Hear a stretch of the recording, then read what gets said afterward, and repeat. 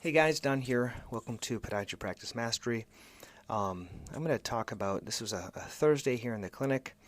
I'm going to go through kind of the I guess the worst thing about the day is that my scribe, he had some problem with his internet in India. And because of that, he wasn't able to help me. So I was kind of struggling this day. What did I do? Well, for him, I since he couldn't help me, I had to do the orders and the follow-up visits, and then I really just dictated each patient to him, and then he filled it in when the internet came back. So that's how we did it. I guess it would be kind of like an asynchronistic type of scribing, and it worked pretty well. I was a little worried about how it would go, but it worked fairly well. All the notes got done because I'm recording this afterwards. So the first patient was a new patient, young kid that had some turf toe. It was feeling better. He did not need any shockwave. I was thinking about doing shockwave. He had kind of hyperextended playing some soccer.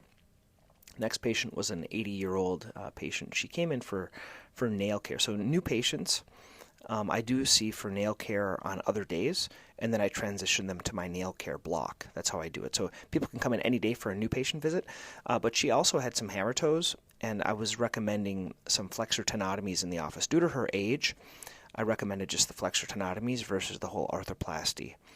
She needed on the right foot the second and third, and then the left on the second. In the past, I used to only do one, like it would be the second toes bilaterally, but the third one was quite hammered as well, so I was afraid there would be a transfer lesion. That's why I was going to do two. So I tend to do all of those at once. I don't have them do right foot then left foot. I just tend to do it. I know there might be a loss in revenue, but it's hard at 80. I would just want to kind of get it done for them. Next patient was a 37-year-old patient. Her plantar fasciitis was doing much better. This doesn't happen all that often, but she did the initial treatments with foam rolling, morning stretch, night splint, and things like that, and she got better.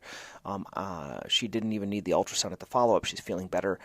I'm not sure if she really was better or she just didn't want to come back, frankly. So I'm not going to see her back unless some of the pain comes back. So I did prepare her that she might need to come back. Another gentleman was a 33-year-old young man. He's kind of likes to do 5Ks and running, and he was having some Achilles pain. He ended up having a total of, I think it was 6 shockwaves, and he got orthotics, and I'm here for an orthotic follow-up. He's doing much better, no other issues. Another patient, she was for EPAT number 2. She had some pain around her upper lateral leg, and I was doing shockwave. Visit 2, she's feeling much better for this, and I have one more left. I'm going to see her for that one. Another patient was a new patient, 81-year-old man. I did a nail sample for him. He wanted nail care as well, and I'm going to see him back for possible treatment with antifungal. I'd like to know from others, what's your age limit on doing oral antifungal? Like, he's 81. He wants to get rid of his nail fungus. I don't know anything else that works. I guess I could have him do a topical. I don't find it works all that well, so either I might just do nothing for him or have him do the oral medication. Another patient that came in, this was a patient, she had a calcaneal beak fracture in the anterior process there, and I was going to see her back in 4 weeks, put her in a cam boot. She actually had her own cam boot, so I didn't have to give it to her. And she was concerned about plantar fasciitis as well. And I think because of the plantar fascial pain, I did a cortisone injection, only because it would be really hard for her to do the other things due to her fracture that she had. Another patient that came back for Censa. This is Censa number 3, so we did the third Censa.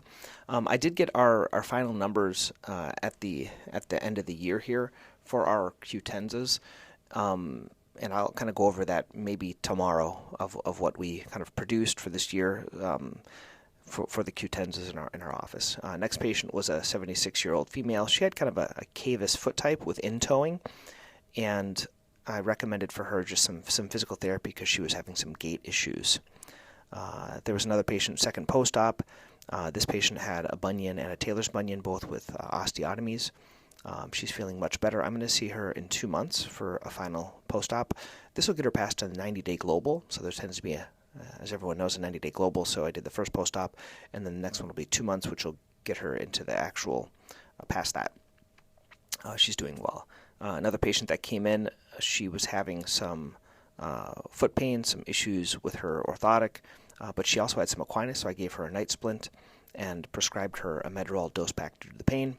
Another patient was initial nail care visit, just did some nail care. She'll come back on a Friday morning to see me or one of the other doctors. Another patient that came in, she was a 47-year-old patient, did the things from the plantar fascia visit 1, and she's feeling much better with step 1. So no ultrasound was needed, no shockwave. But this is a similar one. I don't find that many people get better from that first step, so I'm going to see her back in 6 weeks to see how she's doing. Another patient that was in here, she's here for medial blaze AFO, or actually I think she had Ritchie braces, bilateral Ritchie braces, and I saw her. She's doing better with those braces than without them. They're not rubbing anywhere, so I'm going to see her back in a year. Another patient was for nail care. Another patient was for Lunula. So this is a patient, 26-year-old female. She was interested in laser for her nail fungus, and I did do the nail fungus for the laser for her. One thing I was noticing is I use a piece of paper when I explain nail fungus to patients, and it has like kind of visit 1 and visit 2. And I'm thinking about doing something similar for plantar fasciitis, kind of having a visit 1 treatments and then visit 2 treatments for them in a similar way, because I think having it on a piece of paper kind of simplifies the whole process for them and they know what to expect. So I will send that out, or I'll show you guys. If you're interested in getting that, what I use for nail fungus, just send me an email, don@podiatrypracticemastery.com, and just ask for my nail fungus treatment sheet. That's what I call it. Next patient was a new patient. They had a infection on the second toe, so I did an IND for that patient. Another patient here was she was a 66-year-old female. She has a bunion and a Taylor's bunion, and she started to have pain due to the coming into the fall and winter time.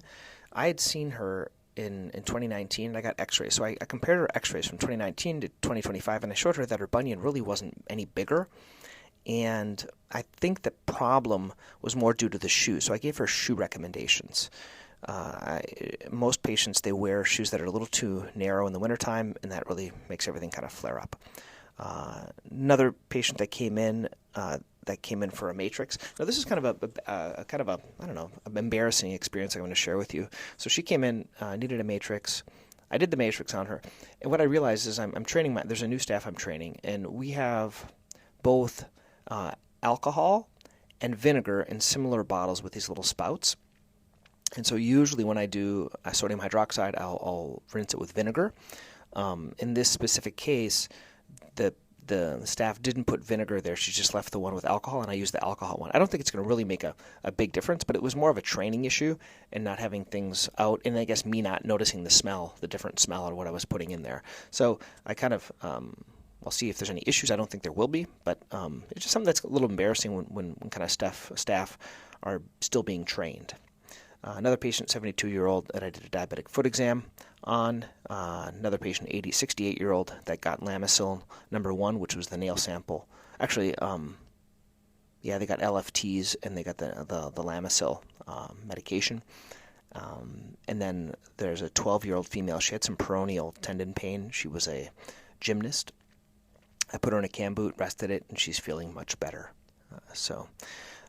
That's kind of what was going on today in the practice. I didn't have my Scribe, so it made it much more challenging. But I guess I do value my Scribe and having him in the office with me.